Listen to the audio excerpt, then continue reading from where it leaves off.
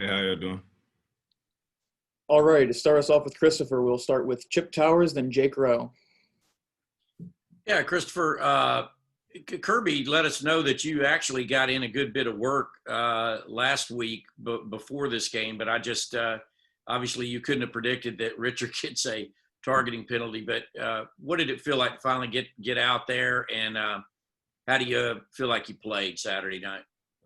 It definitely felt amazing. Like throughout the week, Coach Smart had been telling me I was having good practices, and he felt like I was ready to play if I had to go out there. And I feel like I played pretty well.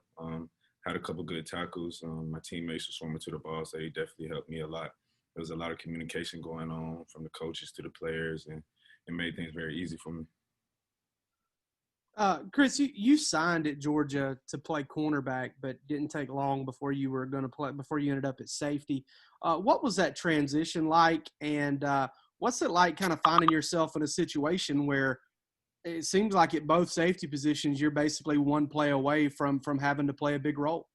Uh, yeah, when I came here, I was at cornerback, and Coach Shu had came up to me one day, and he felt like I was smart enough to play safety, and I was a very versatile player and things like that. So at first, it was a hard transition, but being behind guys like JR, he really helped me be able to learn the position over time, giving me a lot of tidbits and stuff like that.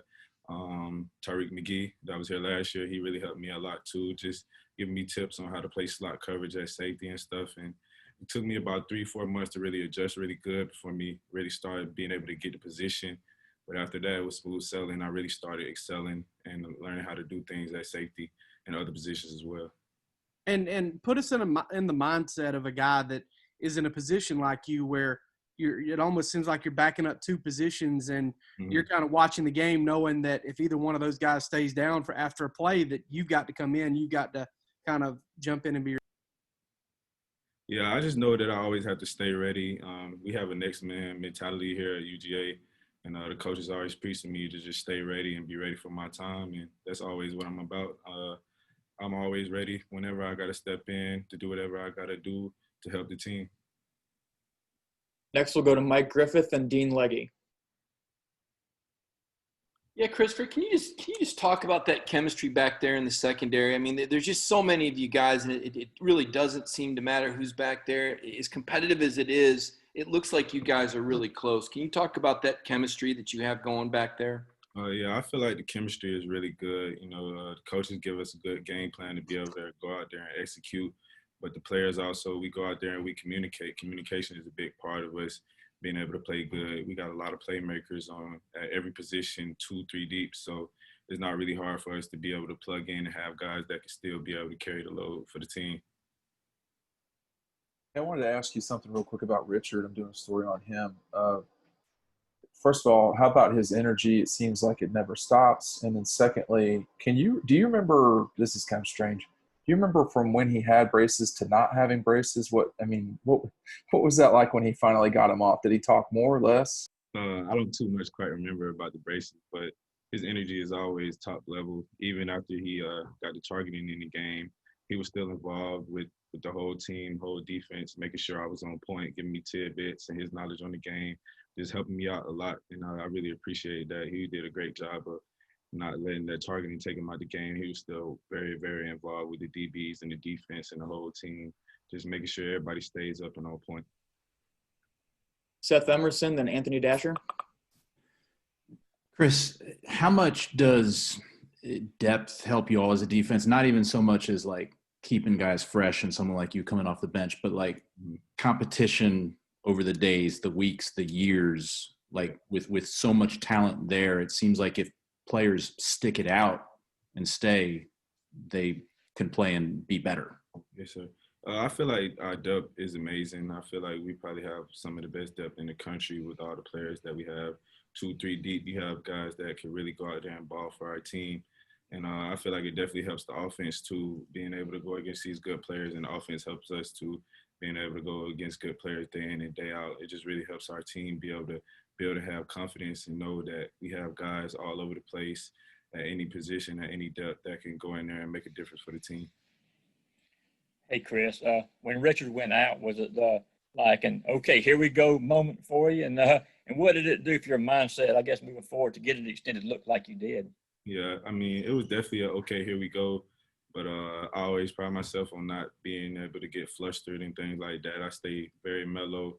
I'm always ready for my opportunity. My parents always tell me to stay ready for my opportunity. And I just really wanted to go out there and play and make a difference for our team and not let anybody down.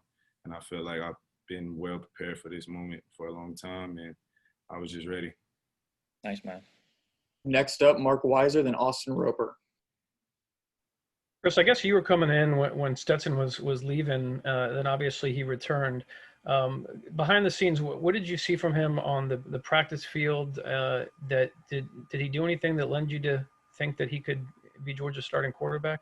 Oh yeah, always. Stetson has always been a great option for the team. You know, he's always been able to really give our defense trouble in practice. So whatever, when he's going out there making those plays, it's no surprise to me. You know, he's always been able to do those things. And shoot, his time has come. Hey, Chris. Yeah, I want to talk a little bit about Jarrett Guarantano. Is there anything that really sticks out about him that he's improved on compared to previous seasons? And can you kind of talk about what you think his strengths are as a Can quarterback? you say who you said at the beginning of the question again? It was about Jarrett Guarantano.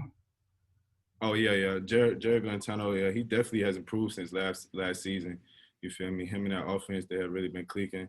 They have the longest win streak in the SEC, so we're definitely gonna have to get at it after practice today and be able to prepare for those guys.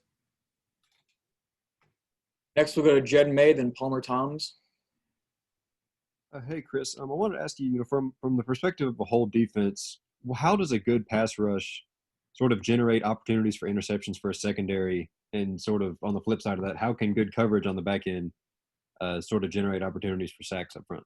Yeah, they always go hand in hand. You know, a good pass rush makes the quarterback have to be on his toes, you know, and good coverage makes the quarterback have to hold the ball a little bit longer. So they always go hand in hand. And we had many plays like that last game where the pass rush got there quick. The quarterback was very flustered and he had to get the ball out quick. And there was also times where we had good coverage and he had to sit back there a little bit, giving our guys time to be able to get back there and get to the quarterback. Just as a follow-up to that, I know havoc rate was a big talk last season, this season. Where are you guys at in terms of your targeted havoc rate so far this year? Are you guys where you want to be?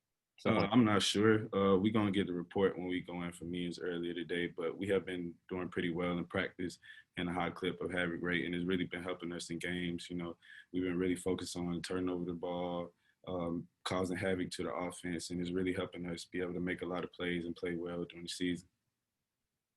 Chris, I know you're a guy that stays ready, but was there a moment where Richard said, I know it was a quick transition too, but did Richard say anything to you when he was coming off the field and you were coming on? No, it was pretty much a quick transition. Like, as soon as he got off, we came out of the timeout and I had to run onto the field. But at halftime and during times where I had to come off the field, he was always in my ear making sure I was straight, asking me what I saw, just giving me tips and stuff of things he's seen and just how I can go out there and be better for the next series. We'll open it up for one final quick question. Hey, Chris, you mentioned the winning streak that Tennessee has. Obviously, you guys beat them pretty handily last year in Knoxville. Have they kind of gotten your attention, what they've done since then and the momentum they have? Oh, yeah, most definitely. Every team in the ACC has our attention. We know it's going to be a battle every week with any team that we have to face, and we're ready to go to war. So, we just got to have to be prepared. We're going to put together a good game plan for these guys, and hopefully we can go out there and get a win on Saturday.